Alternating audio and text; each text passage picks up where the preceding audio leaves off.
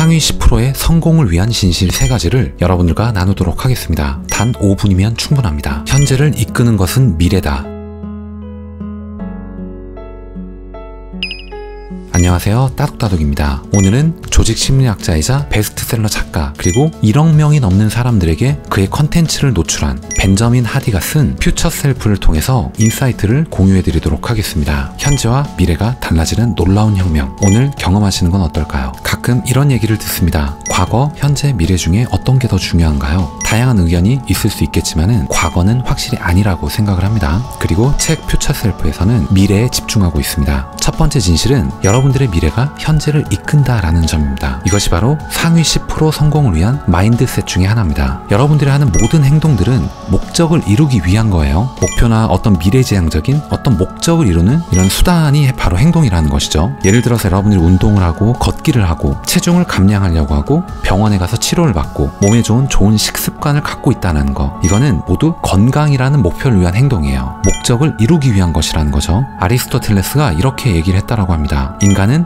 원하는 목적과 결과에 따라 의식적으로 선택한 행동을 하기 때문에 지능적이다. 이 아리스토텔레스의 관점에서는 인간의 지능적인 행동은 모두 의도적이다라는 겁니다. 그러니까 그 행동 기저에는 원인이나 목적의 추구가 있다는 겁니다. 여러분들이 무의식적으로 하는, 그리고 여러분들 주변에 한번 둘러보세요. 인간의 모든 창조품, 이런 것들은 지능적인 설계의 결과입니다. 무언가를 만들고 싶다, 그리고 아이디어를 떠올렸고, 그리고 그 아이디어를 물리적인 형태로 바꾼 겁니다. 그렇기 때문에 이런 창의성 또는 지능적인 이 설계라는 거는 구체적인 목표나 목적 없이는 존재할 수도 없다라는 겁니다. 유명한 작가이자 동기부여가인 랠프 윌도 에머스는 이렇게 얘기를 합니다. 약한 사람은 운을 믿고 강한 사람은 원인과 결과를 믿는다. 그만큼 여러분들의 의도적인 행동, 의도된 실천이 중요하다는 겁니다. 한번 이렇게 생각해 볼까요? 여러분들이 어떤 구체적인 목표가 없어요. 근데 아주 재밌고 아주 흥미롭게 잠도 안 자면서 몰입할 수가 있나요? 아닙니다. 극도로 어려워요. 목표가 전혀 없다면요, 어디에 집중해야 될지, 그리고 내가 뭘 해야 될지 알 수가 없기 때문입니다. 구체적인 목표는 몰입이라는 방아쇠를 당기는 필수적 요소라는 겁니다. 내가 지금 뭘 하고 있는지, 그리고 그 다음에 뭘 해야 할지, 이걸 아는 거야말로 가장 중요하다. 그리고 그것이 몰입과 집중을 이끌어낸다라는 겁니다. 여러분들이 만약에 작가의 꿈을 갖고 있다면 책 한 권을 완성하는데 초점을 맞추는 게 아니라는 겁니다. 목표를 단순하고 더 작게 만드는 거예요. 챕터 한 장, 사파 하나, 한 페이지,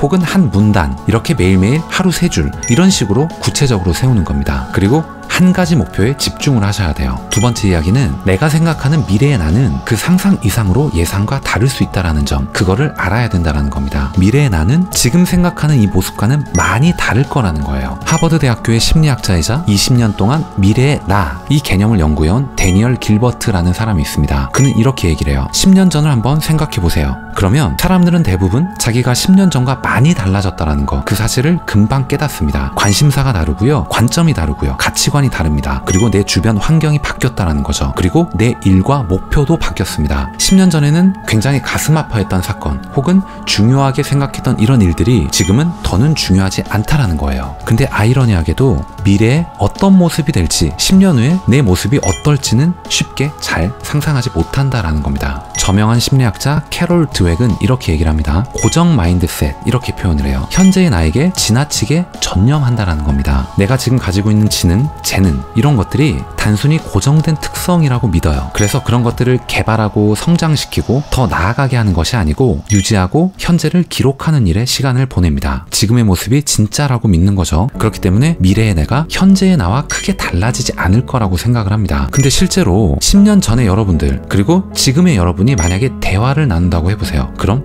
완전히 다른 두 사람과 대화를 나누는 것과 같습니다. 이렇게 한번 생각해 보기를 할게요. 미래의 나는 세상을 다르게 본다. 미래의 나는 현재의 나와 다른 목표와 관심사를 가진다. 미래의 나는 새로운 취미를 가진다. 세상을 바라보는 관점마저도 다르다. 이처럼 많이 달라질 수 있다는 걸 머릿속으로 의도적으로 생각해야 된다는 겁니다. 여러분들은 변화하고 발전할 거예요. 현재의 나는 일시적입니다. 이 진실을 알면 용기를 얻을 수 있고요, 성장 마인드셋을 기를 수가 있습니다. 더 배우고 더 성장하고 더 경청하는 일에 관심을 둘 거라는 거죠. 여러분들이 그 과정 속에서 실수도 할 수 있고 답을 다 몰라도 상관이 없어요. 괜찮아요. 특정한 변화, 어떤 결과를 얻는데 전념만 하시면 됩니다. 다시 한번 말씀드리지만 여러분들이 알아야 될 두 번째 마인드셋, 그 진실은 미래의 나는 자신이 예상하는 모습과는 생각 의외로 매우 다르다라는 것, 이것을 받아들이는 것이다. 이번엔 세 번째, 미래의 나는 피리 부는 사람이다 라는 걸 아는 겁니다. 이건 무슨 말이냐면 시간을 여러분들의 편으로 만들어야 한다는 겁니다. 매일의 목표 그리고 계획이 필요한 이유기도 하죠. 타인의 시선, 타인의 욕구, 타인의 기대에 부응하기 위해서 뭔가를 하지 마시고요. 나를 위한 투자를 하시면 됩니다.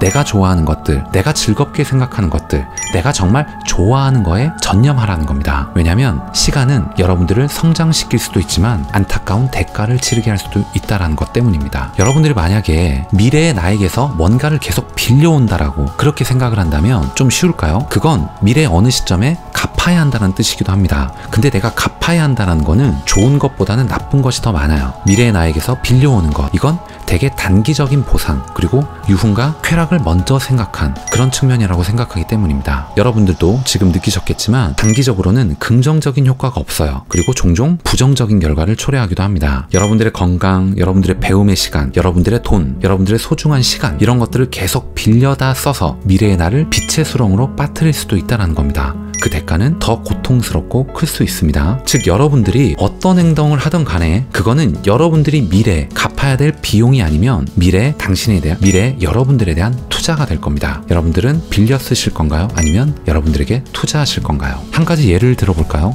저도 많이 하는 실수이기도 합니다. 여러분들이 만약에 메시지를 확인하려고 카카오톡이나 메시지 앱을 열었다라고 해볼게요. 스마트폰을 보게 됩니다. 그러면 나도 모르는 사이에 몇 시간을 스마트폰만 만지작거립니다. 그렇게 중독 증상이 나타날 수 있다는 것이죠. 많은 뇌과학자들은 이렇게 얘기를 합니다. 이건 단기적인 어떤 도파민 중독 증세라고 얘기를 하더라고요. 그러니까 짧은 시간 안에 보상이 빨라진 겁니다. 내가 원하는 걸 언제든지 휙휙 이동할 수도 있고 빠르게 컨텐츠가 끝나기도 합니다. 더 재밌는 것, 더 자극적인 거를 계속 찾고자 해요. 뇌는 만족을 모르거든요. 그렇게 하면 멈출 수가 없게 돼요. 그리고 여러분들은 대가를 치르게 될 겁니다. 저도 그러한 대가를 많이 치르고 있기 때문입니다. 그리고 고치기 위해서 끊임없이 노력하고 있는 중입니다. 여러분들이 만약 이런 행동을 한다면 제가 말씀드린 이 내용이 여러분들께 와 닿았다면 그 행동과 반대로 행동하시라는 겁니다. 그것이 미래의 여러분들에게 투자하는 겁니다. 미래의 여러분들을 시간과 돈 그리고 인간관계에서 자유롭게 만들라는 겁니다. 이게 최근에 유행하는 용어인 바로 경제적인 자유죠. 내가 원하는 곳에서 내가 원하는 시간에 내가 원하는 사람들과 삶을 보내는 것, 이게 바로 저는 경제적인 자유라고 생각합니다. 이런 것들은 보통 투자를 빨리 시작하면 할수록 더 높은 복리를 받습니다. 마치 투자, 저축과도 같은 거죠. 여러분들이 지금 뭘 할 수 있을지 더 폭넓게 상상하십시오. 그러면 가슴 뛰는 결과를 만들어내겠다는 동기부여도 더 커질 겁니다. 내가 지금 30만 원을 벌었으니까 나는 300만 원도 벌 수 있을 거야. 이런 자신감도 붙을 겁니다. 오늘 말씀드린 내용이 여러분들께 조금이라도 도움이 되셨거나 재밌게 들으실 수 있으셨다면 좋아요 그리고 구독 꼭 부탁드리겠습니다. 그리고 이야기를 들어보시면서 여러분들이 들었던 생각 그리고 의견을 자유롭게 댓글로 남겨주시면 좋을 것 같습니다. 다음 시간에 더 좋은 내용, 더 좋은 컨텐츠를 가지고 인사드리도록 하겠습니다. 이상 따뜻한 성장을 꿈꾸는 따독따독이었습니다. 감사합니다.